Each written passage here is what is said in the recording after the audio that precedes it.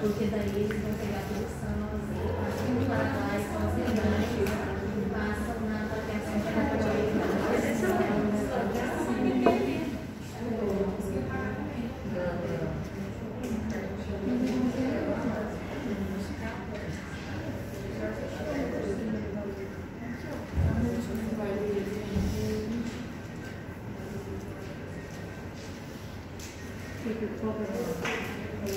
é 76, né?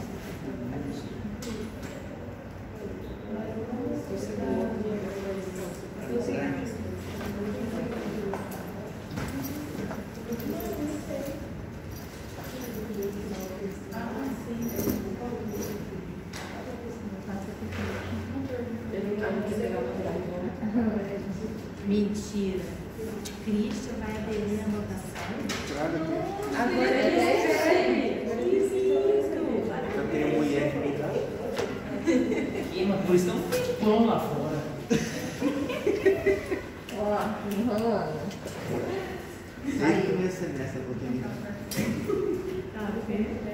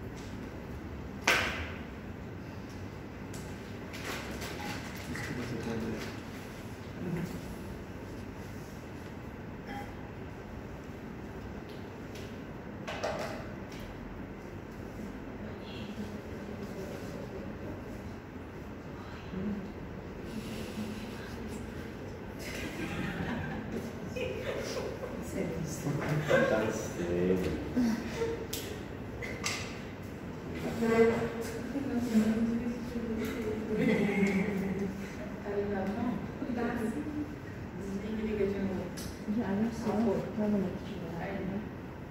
tá aqui não, mano.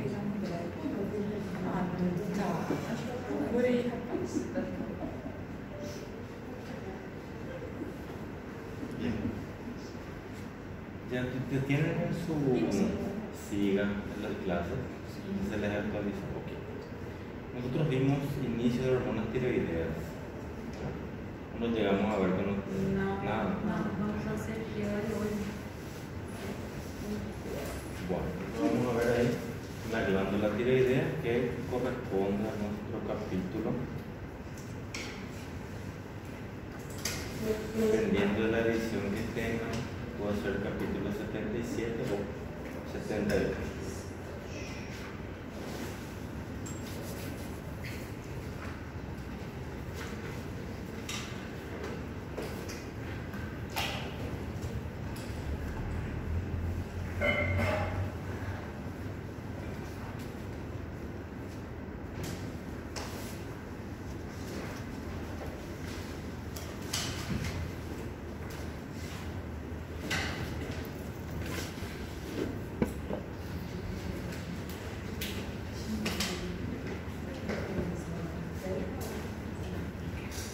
¿Cuáles son las particularidades de nuestra glándula tiroidea?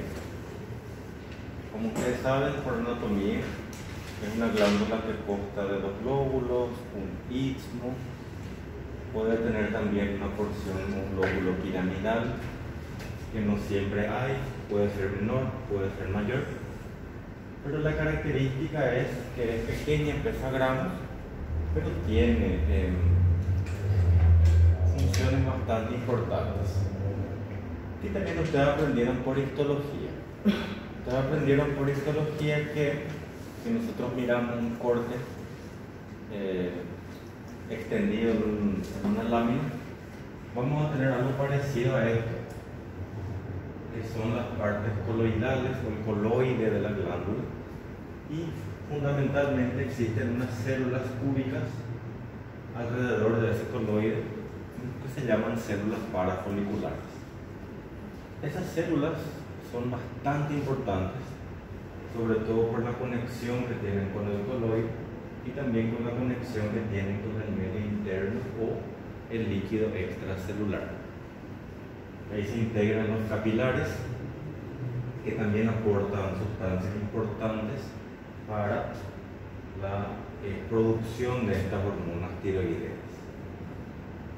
Entonces, como describe ahí, un coloide siempre está rodeado por células parafoliculares. También vale la pena mencionar, pero vamos a ver en otra clase, las paratiroides. Son 4 que tienen que ver con la calcitonina y el metabolismo del calcio. En este encuentro lo que vamos a hablar es de las hormonas tiroideas propiamente dichas. ¿Cuáles son las funciones de estas hormonas? Sobre todo T3 y T4, que son las dos útiles. T1 y T2 no tienen efectos metabólicos, pero T3 y T4 sí. Su primera función es aumentar el metabolismo de todo el cuerpo, tiroxina y triiodotironina, T4 y T3. Producir aumento del metabolismo, producir aumento de ciertos factores como frecuencia cardíaca, utilización de energía, aumento del ciclo de Krebs, utilización o mayor aumento de temperatura corporal, entre otras facetas del metabolismo, pero principalmente aumenta el metabolismo a nivel general. Tanto T3 como T4 es una fracción de esta sigla que es TG, que es la macromolécula tiroglobulina que se encuentra en el coloide de la glándula. Para que se formen T3 y T4, ahí está la palabra que está en el libro, dice deben escindirse estas moléculas, deben romperse, separarse de la macromolécula tiroglobulina para que se produzca. Otra palabra, ¿sí? O senhor disse que essa tiroglobulina ela fica onde? En el coloide de la glándula. En el coloide de la glándula se encuentra esta macromolécula que es una glicoproteína de cadenas pesadas y que se fragmenta cada vez que se forman hormonas tiroideas, pero se pueden reconstruir. Otra característica interesante de la glándula es que si la glándula deja de funcionar hoy, mi paciente va a tener síntomas de hipotiroidismo de aquí a 3 meses recién. O sea que la glándula tiene un stock de 3 meses aproximadamente de hormonas tiroideas, no necesita, digamos, producir todos los días. Prácticamente produce cada 3 meses. Entonces, cada vez que me llega un paciente con signos o síntomas de hipotiroidismo, hay que investigar a esa glándula 3 meses para atrás.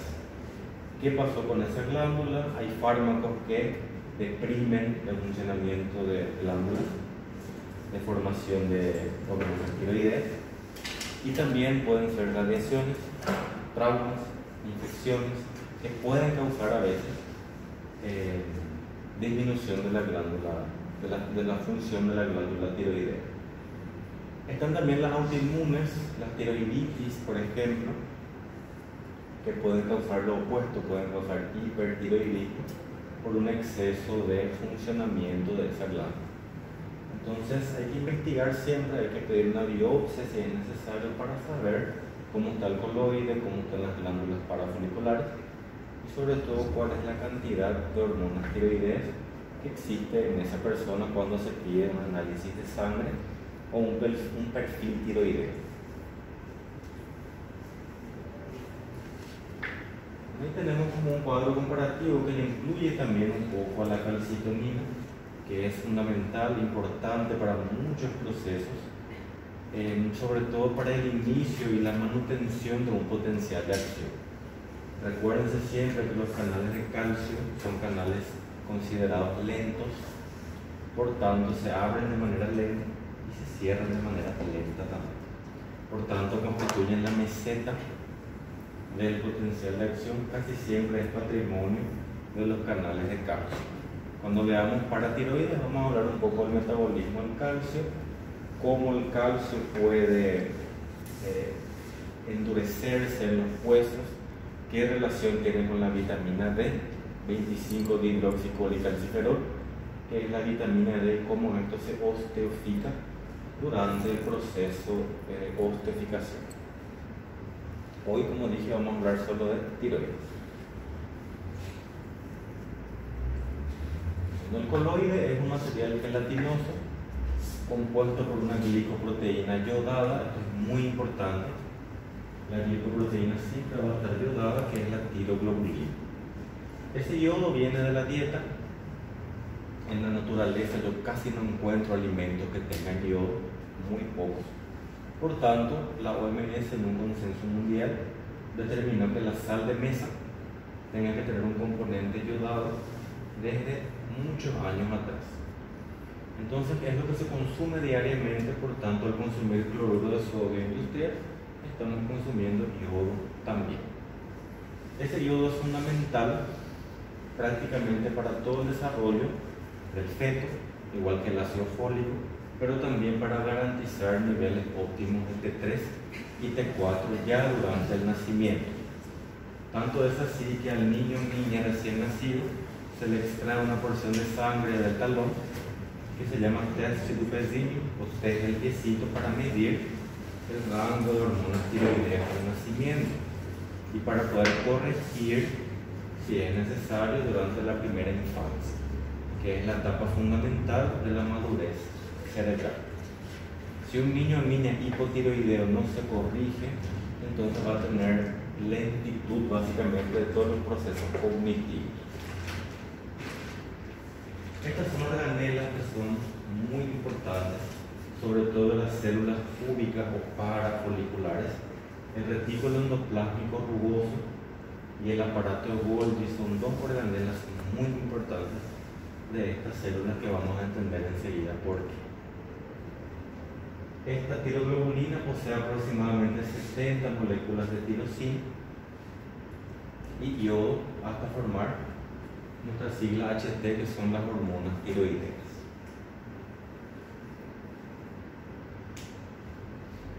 Algo así veían ustedes en un extendido de láminas, el coloide, la zona coloidal, rodeada por las células parafoliculares, que por lo general son cúbicas.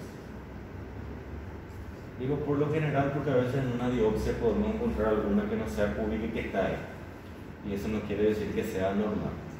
Pero la mayor parte de la población de estas hormonas, más del 90%, son cúbicas. Dentro de todo este contexto, para formar hormonas tiroideas, el cuerpo necesita de 4 elementos fundamentales, que son yodo, la tiroglobulina que se encuentra en el coloide, la tiropeptidasa, que es una enzima dentro que actúa en estas células parafoliculares, y el peróxido de hidrógeno, que es el agua oxigenada, H2O2. Entonces, este peróxido de hidrógeno va a donar un oxígeno transformándose en agua pura, y esta donación de oxígeno que va a dar en esta reacción que vamos a ver enseguida se denomina organificación. Entonces, cuando leen el capítulo organificación, quiere decir que el peróxido de hidrógeno es una reacción donde dona un oxígeno para que se puedan producir hormonas tiroideas. Tenemos ya dos palabras: escindir, que es separar, y organificación, que es oxidar una reacción. ¿Cuáles son las necesidades diarias de yodo que tiene un ser humano? Y desde la niñez hasta las otras facetas de la vida, como el embarazo, por ejemplo. En esta tabla tenemos que adultos necesitan 150 microgramos diarios, es poco, pero suficiente para formar hormonas tiroideas. Niños 90 a 120 y embarazadas siempre más. 200 microgramos día es lo que necesitan. Pero recuérdense que las embarazadas no pueden consumir mucho cloruro de sodio o sal, que van a generar hipertensión inducida por el embarazo. Entonces se le da suplementos, ácido fólico, multivitamínicos, tabletas de yodo, de calcio si es necesario durante el embarazo. De ahí la importancia del control prenatal, mínimo 3, 1 en cada trimestre, eso es lo mínimo que se espera para que tengamos un parto no complicado. Van a tener pacientes ustedes que llegan sin ningún control prenatal, en pleno trabajo de parto, cráneo del feto encajado en pelvis, y tenemos que enfrentar un parto vaginal con todos los problemas que tenga ese embarazo, inclusive una placenta previa muchas veces. Y todavía hay muertes maternas y de niños durante el embarazo, durante el parto, por falta del control prenatal. Doutor, como que fala esse 100? Microgramos, Sim. microgramos.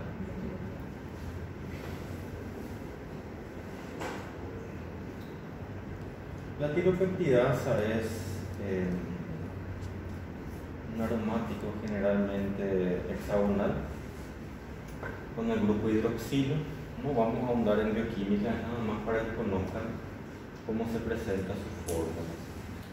Y ahora vamos a entender un poco cómo estas células trabajan para poder formar hormonas tiroideas. Voy a pasar el dibujo y vamos al texto para que veamos primero la parte teórica. Primero tiene que haber captación. La captación ocurre por un transportador que recibe el nombre de NIS. ¿Por qué NIS? Captador NIS por alusión a dos iones que él capta. Uno es el sodio, que su fórmula química empieza con N, Na, y el otro es el yodo, que su fórmula química es I. Entonces NIS, por eso, transportador NIS.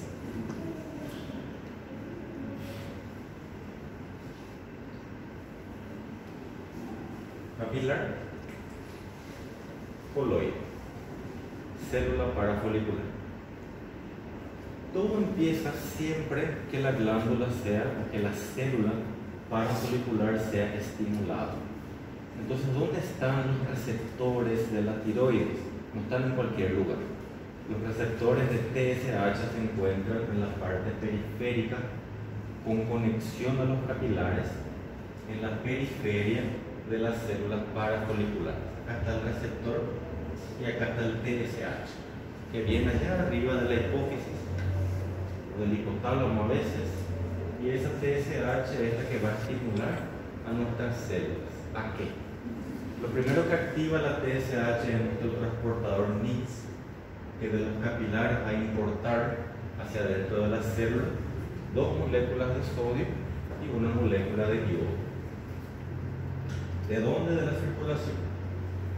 Una vez hecho esto, el yodo atraviesa la célula y por otro transportador que en primera instancia, en la primera parte del libro, no menciona su nombre.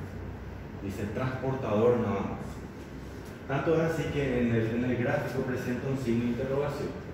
Pero después en el texto, ese transportador recibe el nombre de pendrina. La pendrina va a ser la responsable de enviar el yodo captado por el NIS hacia el coloide. Una vez que el yodo está en el coloide, tiene que, a través de la tiropeptidasa, que es nuestra enzima, la tiropeptidasa tiene que oxidar esta reacción, y esta reacción de oxidación se llama organificación. ¿Para qué? Para que a través de esta organificación químicamente haya la ruptura de nuestro peróxido de hidrógeno, se rompa un enlace de oxígeno y este enlace de oxígeno permita la unión entre la tiroglobulina y el yodo. Tenía un profesor que era médico y abogado, profesor de fisiología, un anestesiólogo, y él decía, a partir de aquí es como un casamiento donde tenemos comunión total de bienes. ¿Quién es el juez? La tiropeptidasa. ¿Cuál va a ser el anillo? El oxígeno. ¿Y quiénes son los novios? Tiroglobulina y yodo. Se casan. Por alguna razón ellos dejan de entenderse y la propia tiroglobulina, que es el juez, tiene que iniciar un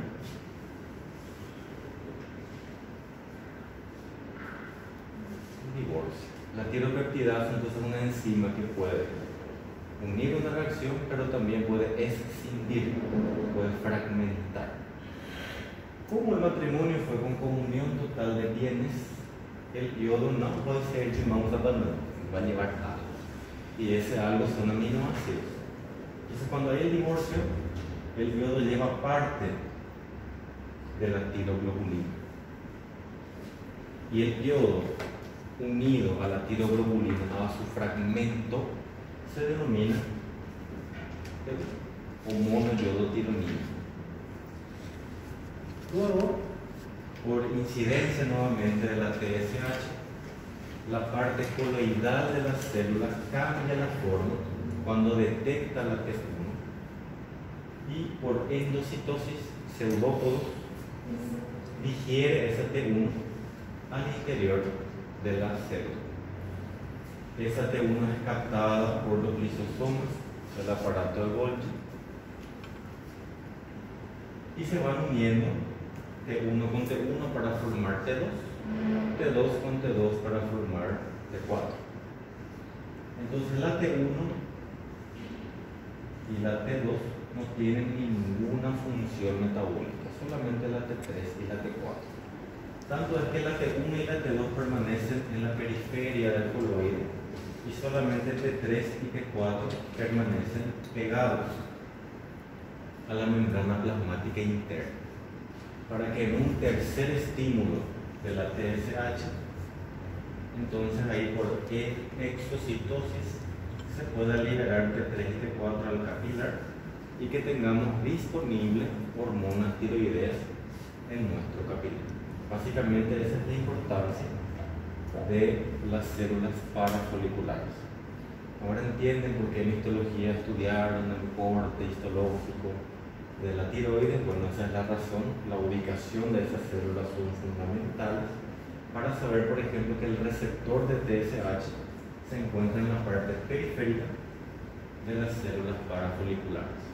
Cada célula parafolicular puede tener 1, 2, 3 o más receptores de TSH. Professor, T3 e T4, qual que célula usa mais T4 ou T3? Generalmente la glándula secreta más T3 y menos T4. Pero el T4 también tiene que enfrentar. El T3 está listo para usarse. El T3 ya es una hormona que por lo general es más potente que la T4, porque ya está lista para usar. La T4 en sí tiene alta afinidad, por ejemplo, con la albúmina. Y como la albúmina es una proteína plasmática, le va a ayudar a transportarse por todo el cuerpo. Pero una vez que la T4 tiene que llegar a cualquier célula, todas las células que pueden modificar su metabolismo también van a tener un receptor de T4. Pero al presentarse al receptor, la T4 automáticamente pierde una T1, porque el receptor de las células también tiene tiropeptidasa. Entonces, al tener tiropeptidasa, rompe un enlace, pierde una T1 y en realidad quien actúa en la célula es la T3. Pero la T4 se tiene que presentar. Hay células que actúan directamente con T3 y hay células que necesitan la presentación de la T4 para poder reconocer su receptor, activar la tiropeptidasa, perder una T1 y activarse la glándula tiroidea. Tanto es que farmacológicamente en un paciente hipotiroideo yo no le doy T3. Las industrias farmacéuticas fabrican T4. La T4 es más útil para el reconocimiento del receptor celular. Entonces, ¿dónde podemos tener tiropeptidasa? Solamente en las células parafoliculares. Falso. La tiropeptidasa se puede encontrar también en los receptores de las células que van a recibir hormonas tiroideas. Células cerebrales, células cardíacas, células hepáticas, células renales, que son los órganos principales. Células respiratorias también, o alveolares.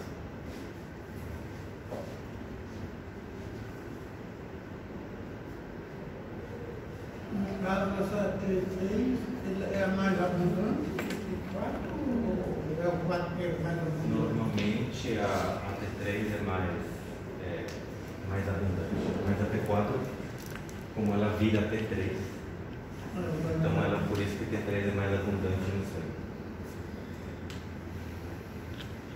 ¿Se entiende hasta acá? ¿Tienen alguna duda o pregunta? Bueno, vamos a seguir adelante.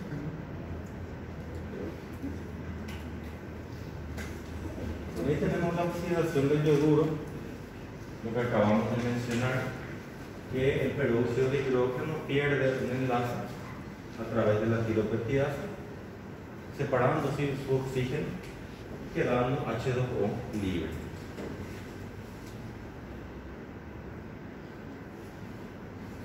La salida de este yoduro por el transportador pendrina, que en el gráfico mostraba un signo de interrogación, pero sabemos ahora que se llama pendrina, lleva o transporta ese yodo hasta el coloide. Ese coloide va a tener la tiroglobulina y la tiroglobulina es la que se va a unir con nuestro yodo. La tiropeptidasa, que es nuestra enzima, va a producir la organificación, que ya sabemos lo que es, formando así yodotirosinas. Y dentro del coloide lo que se forma es monoyodotironina y diyodotironina. Quiere decir T1 mono y T2 di. ¿Tienen valor metabólico? Ninguno. Solamente T3 y T4 tienen valores metabólicos.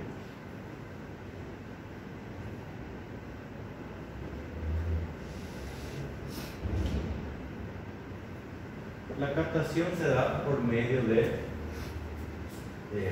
endocitosis, pseudópodos van iniciando una digestión, por así decirlo, de estas tirosinas y vuelven dentro de la célula, donde van a permanecer dentro de vesículas lisosomales hasta unirse con las otras T2 y T3 para formar T3 y T4.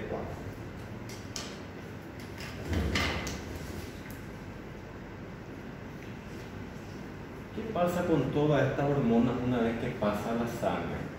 Tengamos en cuenta que las células parafoliculares van a producir hormonas tiroideas bajo la influencia de TSH y también van a liberar a la sangre hormonas tiroideas bajo la influencia siempre de la TSH.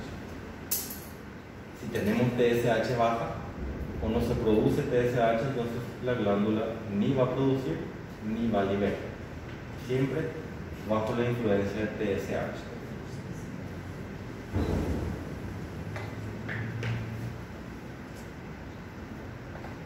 El 99% de estas hormonas tiroideas, una vez que pasan a la sangre, tienen alta afinidad por las proteínas plasmáticas.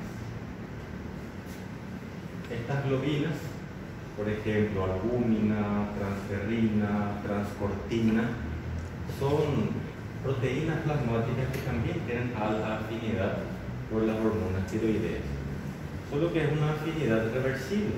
Por tanto, permite llevarle como un vehículo hasta las células efectoras, presentarlas al receptor para que ella pueda actuar.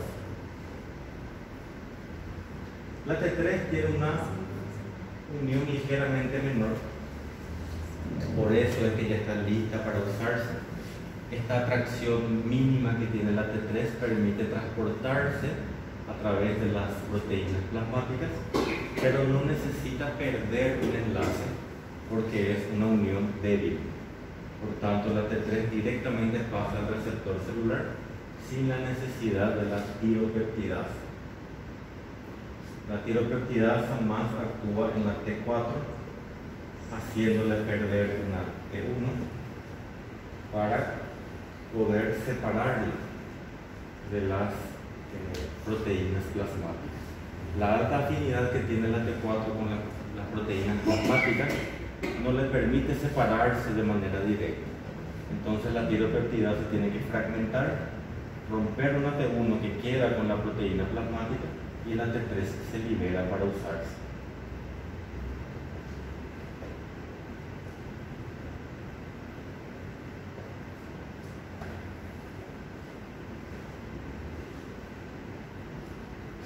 T4 es secretada en mayor cantidad que la T3, sin embargo, como la T4 se convierte en T3, en sangre siempre vamos a encontrar una cantidad mayor de T3 que de T4. Se conocen tres tipos de desyodasas: desyodasa 1, 2 y 3, como su nombre lo dice.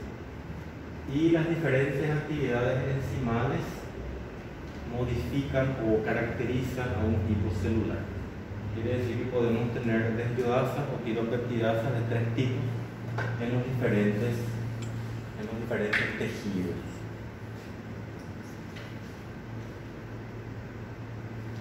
Acá nos muestra un resumen de lo que acabamos de ver. Captación del yoduro, que se da por el NIS. Oxidación del yoduro, que se da por la tiropeptidasa. Salida del yoduro, que se da por el NIS nuevamente. Iodación de la tiroglobulina a través de la organificación. Y acoplamiento, que es el casamiento entre ambos. Doutor, se tem peroxidez, se esse enzima está bloqueado ou problema hereditário, se não tem esse peroxidez, o que vai acontecer? En el caso que un paciente tenga déficit de tiropeptidasa, por ejemplo, no va a poder producir hormonas tiroideas, pero de pequeño, de nacimiento. Ok. Entonces se hace el test de piecito, se detecta, se corrige, y si al cabo de un tiempo esa corrección es deficiente, entonces lo ideal es biopsiar la glándula para poder entender cuál es la afectación celular. Y a partir de ese momento, si es en el caso que, por ejemplo, sea un hipotiroidismo hereditario, genético, entonces tu paciente tiene que tomar T4 toda su vida. Então já vai começar no início da. Y por eso es importante saber tu nivel al nacer para poder corregir desde la primera infancia. Doutor, a glândula ela excreta mais a T4 do que a T3, mas no sangue é mais abundante a T3. Por esa conversión que tienen los receptores. La T4 farmacológica normalmente viene en un comprimido único, ranurado, en 4 partes. La semana, hace un mes en realidad, hace un mes, recibí una paciente que tenía una cicatriz de Kocher porque tuvo un cáncer de tiroides y se le tuvo que extirpar la glándula completa. Y me dijo la paciente: yo estoy tomando la pastilla completa de T4. ¿Hace cuánto tiempo que estás tomando? Y hace un mes. Bueno, desde el momento de la cirugía. Al pedirle sus análisis, nos damos cuenta que tanto T3 como T4 están bajos, no están en sus niveles normales. La paciente subió de peso en un mes, tiene más sueño, está cansada. Entonces decimos, vos eras así, no, yo no era así, me quedé así después de la cirugía. Lo que tenemos que hacer es corregir, y esto se va corrigiendo de manera paulatina. Entonces yo le digo a la paciente, continúa tomando los 4 pedazos, y del siguiente comprimido vas a tomar 1. Vamos a ver qué pasa de aquí a una semana. Volver al consultorio. Mejoré, pero no estoy 100%, ¿ves? Se le vuelve a tomar su sangre y vemos que ya está en rango normal, pero rango mínimo. Entonces decimos, vamos a aumentar más. Entonces va a tomar uno entero más la mitad del otro. Una semana nuevamente de estudio y ahí recién yo tengo algo que se llama eutiroidismo.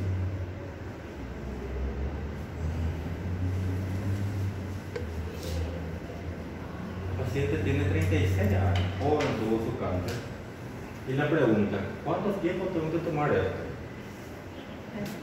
Hasta que San Pedro te reciba, toda tu vida. No puede dejar de tomar y ya sabemos cuál es su dosis.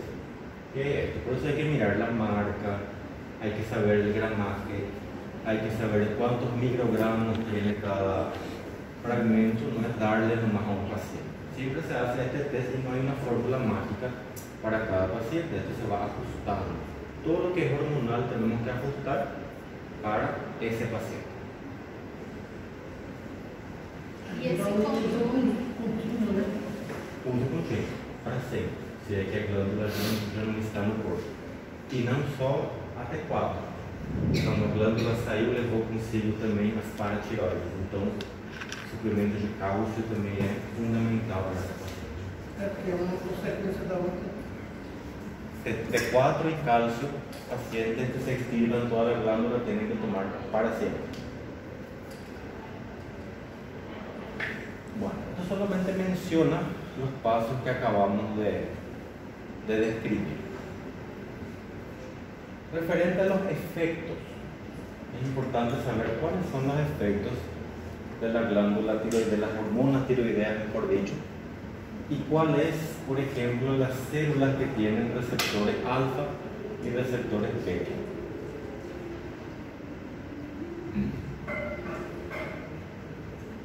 El receptor de TSH, básicamente en la glándula que se encuentra en las células parafoliculares, es la responsable de iniciar todo el proceso de la maquinaria celular. El receptor de TSH, una vez que está en conexión con la TSH, inclusive puede aumentar la cantidad de receptores a nivel celular. Eso no es constante, puede aumentar o disminuir. Puede aumentar el tamaño de la secreción y el tamaño de las células, y también el número de células transportadoras que hablamos de células parafoliculares. Una tiroides hipertrofiada, por ejemplo, no se hipertrofia cualquier cosa. Se hipertrofian las células parafoliculares y aumenta la población de las células parafoliculares. Y podemos encontrar coloides de mayor tamaño, por ejemplo, en un bocio o en alguna otra entidad que aumente la glándula tiroidea. Que aumente el tamaño no quiere decir que aumente la función. Eso es otro mecanismo. Podemos tener glándulas de tamaño normal que tienen funciones aumentadas. Podemos tener glándulas aumentadas de tamaño que tienen hipofunción.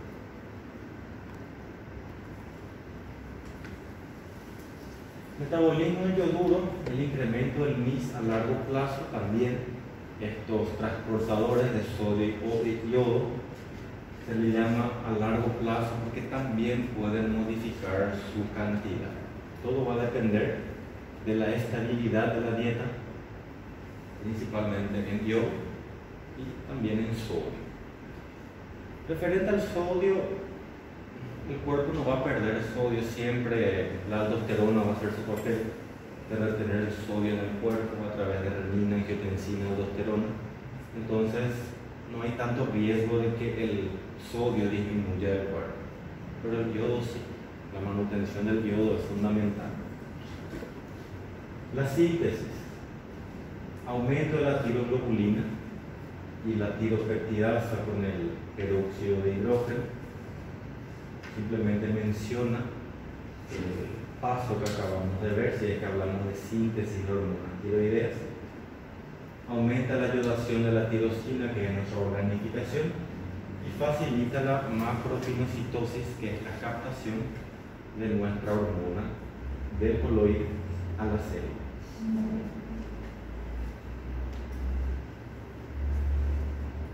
¿Dónde van a parar todas estas hormonas? A los receptores. Existen receptores para hormonas tiroideas del tipo alfa y receptores del tipo beta. El receptor alfa es abundante en encéfalo, riñones, gónadas, músculo y corazón. Y los receptores beta, básicamente, en la hipófisis y en el hígado. Quiere decir que hay más receptores alfa en todos los órganos.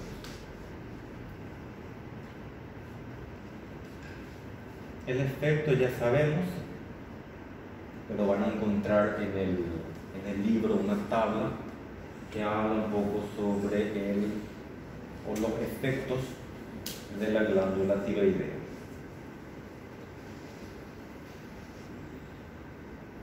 Por ejemplo, a nivel cardiovascular puede tener un efecto cronotrópico, que aumenta la frecuencia, igual que un efecto inotrópico positivo. Inotrópico quiere decir aumenta la fuerza contráctil del corazón. Son dos efectos notables a nivel cardíaco. A nivel de tejido adiposo promueve un efecto catabólico, es decir, los adipocitos empiezan a providenciar o a transformar mayor colesterol que pasa a la sangre, por tanto aumenta la disponibilidad de lípidos en sangre para mayor utilización de energía, teniendo en cuenta que el metabolismo está acelerado. A nivel de músculo también un efecto catabólico, quiere decir que puede desnaturalizar algunas proteínas a nivel muscular. Y en el hueso promueve un desarrollo, al igual que la hormona de crecimiento. La hormona tiroidea también promueve el desarrollo óseo, por eso es importante en la primera infancia que se mantenga en rango normal. Sistema nervioso también desarrolla, por eso decimos que un niño que no tenga cantidad suficiente de hormonas tiroideas en la primera infancia se va a ver afectado su desarrollo neurológico. Y algo sencillo, a veces es sencillo, es simplemente sacar una gota de sangre del pie y analizar. Hay veces que no se hace en el momento del parto. La mamá te dice, viene a ir después y nunca más viene. De la importancia de tener la ficha clínica de todos los pacientes que atendemos, su número de celular, su número de teléfono, su correo electrónico, su dirección, dónde vive, cuál es la USF satélite que le va a atender según la población donde vive. Todo eso hay que saber para poder captarle a ese paciente y poder otorgarle el tratamiento que es necesario. La función del médico no es solamente sentarse en el consultorio y atender, o entrar a un quirófano y operar, o estar esperando al paciente en la sala de urgencias. La función del médico va mucho más allá. En el intestino también tiene un efecto metabólico, puede promover aumento del peristaltismo, por eso el hipertiroidismo promueve diarrea. Y entre otros, como lipoproteína, también tiene un efecto metabólico y un efecto calorigénico, o sea, es decir, aumenta la temperatura corporal. Son algunos de los efectos a nivel corporal que podemos encontrar de las hormonas tiroideas.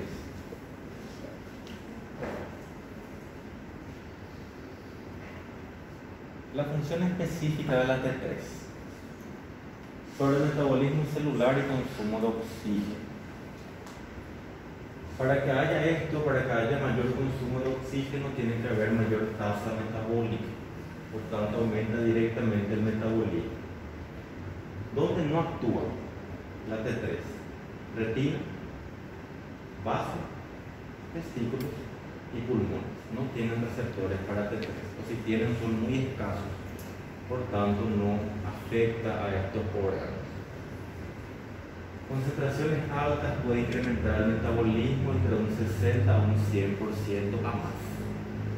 Quiere decir que si yo ya tengo un metabolismo que es considerado mi 100%, con un aumento de la T3, mi metabolismo puede llegar a 160% o puede duplicarse a 200%.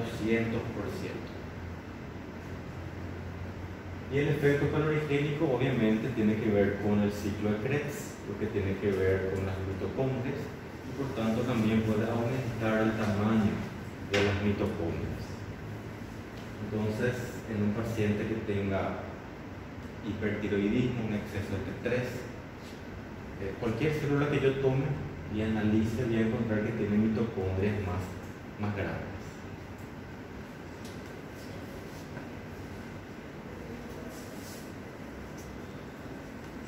Si aumenta el tamaño mitocondrial del metabolismo, promueve también mayor potencial de acción.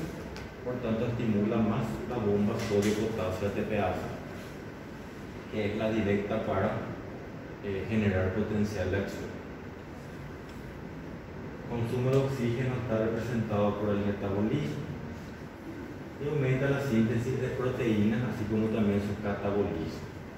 Quiere decir que el hígado también puede verse afectado, el intestino también, absorbiendo mayor cantidad de aminoácidos, y el hígado a través de los sinusoides, produciendo mayor cantidad de proteínas.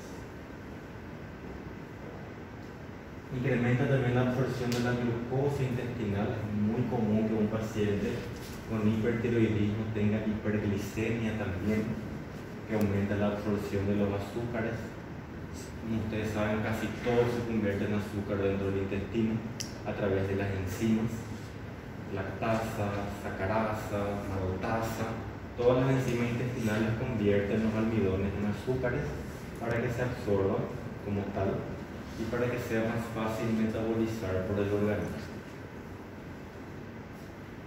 Un diabético que ya es diabético y por alguna razón es hipertiroideo, entonces va a tener el doble de aumento de su glicemia.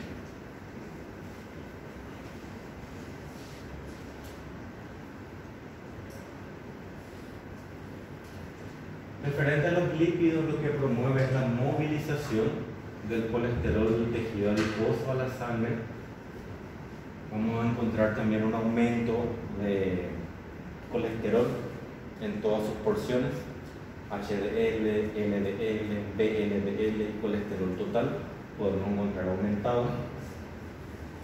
No así los triglicéridos pueden mantenerse en su rango de 150 o menos, pero el colesterol total siempre vamos a tener mayor de 200.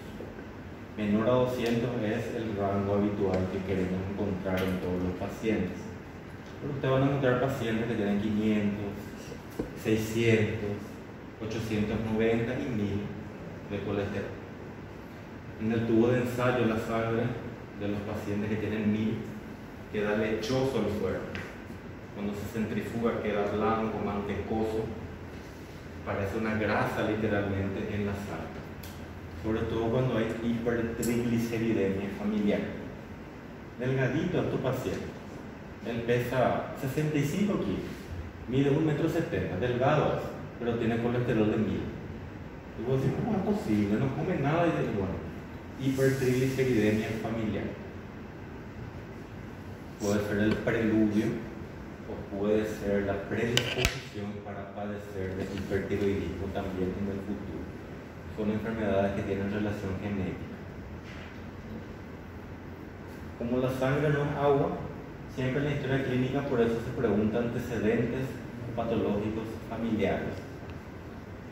Mi primo tenía, a mí tu primo no, genéticamente no es.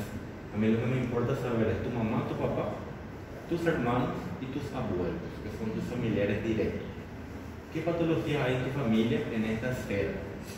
Y él te va a decir diabetes, hipertensión, hipertrigliceridemia, y todo eso son valores hereditarios.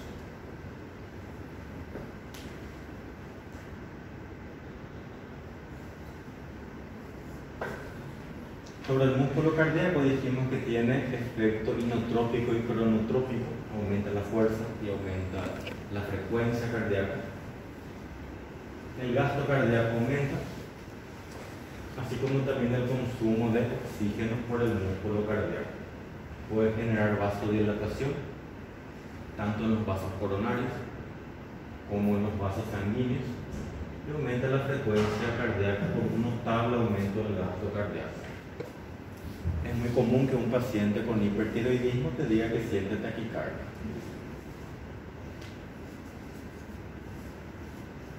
Pueden haber extrasístoles también, que se me olvidé decirles. Cuando lleguen a clínica médica van a ver que a veces un paciente con hipertiroidismo puede tener extrasístole o tercer ruido, justamente por mayor excitabilidad del miocardio. Entonces, en vez de escuchar algo como que es mi latido cardíaco normal, yo puedo tener una extrasístole.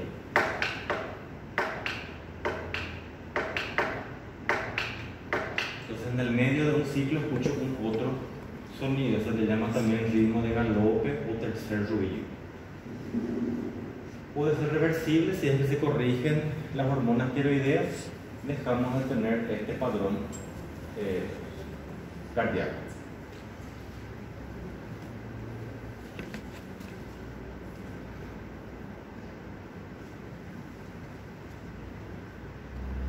Allá arriba, a nivel hipotalámico, la TRH del hipotálamo, que es la hormona liberadora de TSH, llega hasta la hipófisis por los vasos porta-hipofisiarios. En la hipófisis da lugar a secreción de la TSH por la adenohipófisis, y al final la TSH va a llegar hasta nuestras células parafoliculares, que es donde está su receptor, y a partir de ahí aumenta la concentración de T3 y T4 en sangre. La TRH también es un factor que debe ser investigada a nivel hipotalámico si es que yo tengo un paciente con hipotiroidismo crónico que no se corrige nunca. No va a cambiar en nada, solo para saber su diagnóstico. Igual va a tener que tomar T4, pero por lo menos para tener un diagnóstico. Lo peor que le puede decir a un paciente es pedirle 15 análisis, 16 biopsias, 50 tomografías, 30 resonancias para decirle no tenés diagnóstico. O sea, algo tiene que tener tu paciente, algún diagnóstico tiene que tener.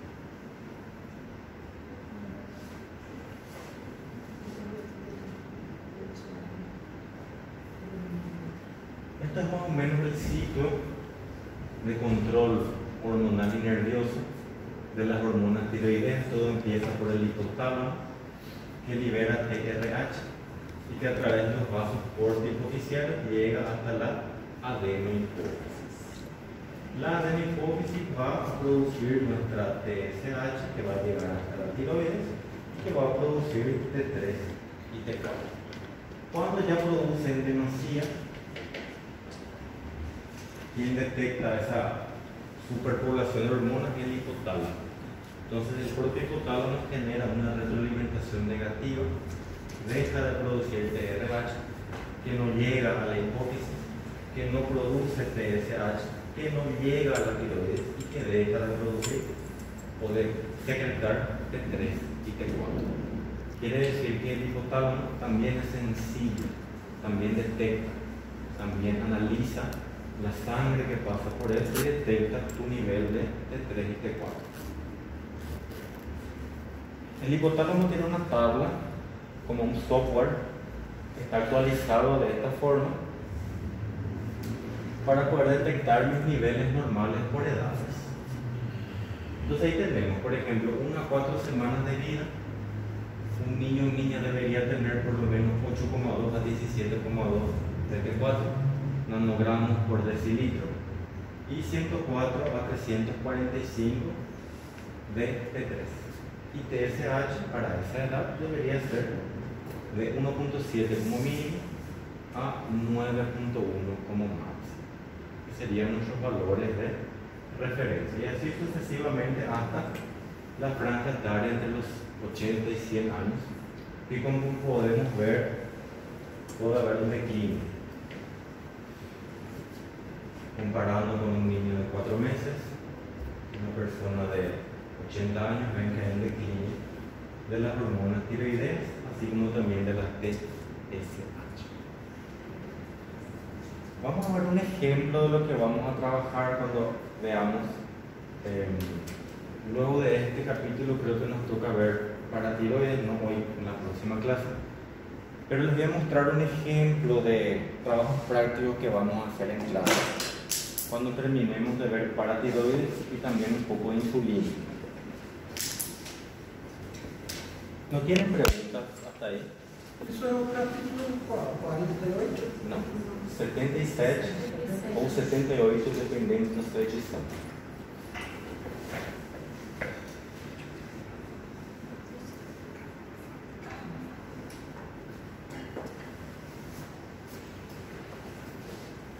Se um paciente feminino... Oi? Para detectar então essa doença do tiroidismo, ela é preciso só fazer um exame de sangue ou um exame mais específico? A gente sempre começa pelo perfil. Você pede um perfil tiroideu e vem 3 fatores para você: TSH, T3 e T4. E a gente olha a nossa tabela e compara.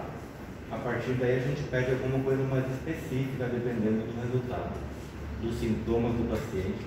Então, o O princípio é sempre um. Doutor, e tem um limite, assim, mais ou menos, que, um exemplo, que se tiver um pouco a mais ainda está dentro do normal? Sempre nesse rango que a gente viu. Se a gente tiver, por exemplo, um paciente. Por exemplo, assim, igual uma idade de 1 a 4 semanas, um exemplo, que está 1.7 a 9.1. Se tiver 9.5, Tá tudo bem se não tiver sintomas, nem signos. Se a gente vê que tem uma frequência cardíaca em um rango normal, não tem diarreia, absorve bem os alimentos, não tem alopecia, não emagrece, então tá bem. Se tiver a mais e a gente vê sinais e sintomas, aí a gente considera. Um exemplo: 35 anos, feminino, llega a la consulta con signos y síntomas tiroideos. Usted solicita un perfil tiroideo según el relato de la paciente y sus resultados. Y tenemos TSH 5.7, T3 62.2 y T4 3.2. ¿Cuál sería su diagnóstico? Nuestro paciente tiene 35 años. Yo no me acuerdo de lo que estábamos, de la tabla que estábamos viendo, así que vamos a ver.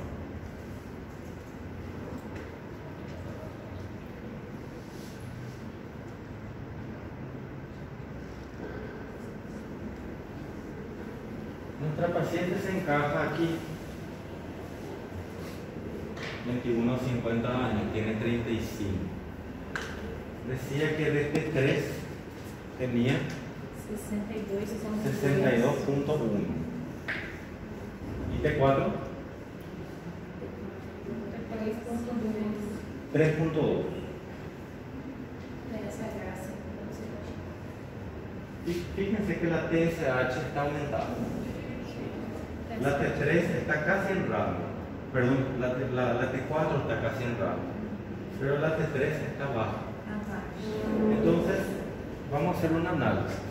Vamos a poner en pauta nuestro T3, T4 y TSH. Lo ideal es que todos estén así. Pero nosotros tenemos un déficit de T3, una estabilidad de T4 y tenemos un aumento considerable de la TSH. La TSH nunca debe estar aumentada. Si tu TSH está aumentada, quiere decir que el hipotálamo está intentando desesperadamente estimularle a tus células parafoliculares. Y mismo así, con tu TSH aumentada, el nivel de T3 está bajo. Entonces, ¿cuál sería el diagnóstico de nuestra paciente? Teniendo en cuenta el análisis de su laboratorio, hipotiroidismo. Una paciente con hipotiroidismo. TSH aumentada siempre te habla de un estímulo a la glándula, por tanto, TSH alta. y T3 o T4 bajos, hablamos de un hipotiroidismo. Doutor, por favor, pronuncia esses símbolos NG, Nanogramos por decilitro. e a outra? SH. Microunidades internacionales por litro.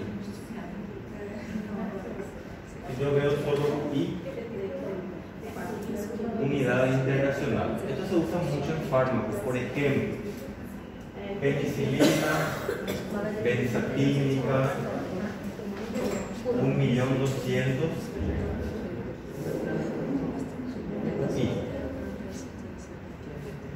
y intramuscular. Entonces, al leer en la farmacia, la persona te va a vender un fármaco que sea de administración intramuscular con esta dilución, unidades internacionales. La penicilina, por ejemplo, puede venir así o puede venir el doble, 2.400.000 unidades internacionales. Igual la TSH, solo que en este caso es micro, unidades internacionales por litro. Por que isso tem que ser em letra minúscula? M? Porque sempre está em minúsculo. Por quê? Para representar micro. Ah, ok. Representa micro, por eso la M minúscula y unidades internacionales grandes.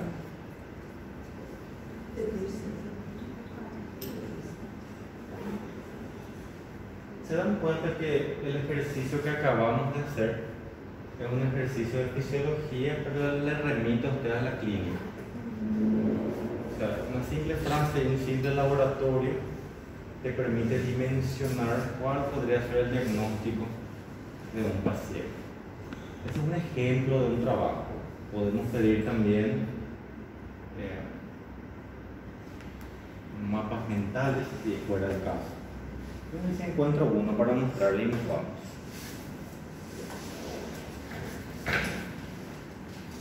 Professor, o senhor dá 5 minutinhos pra gente tomar uma água? Sí, le doy. Muy bien. Então, esse nunca podem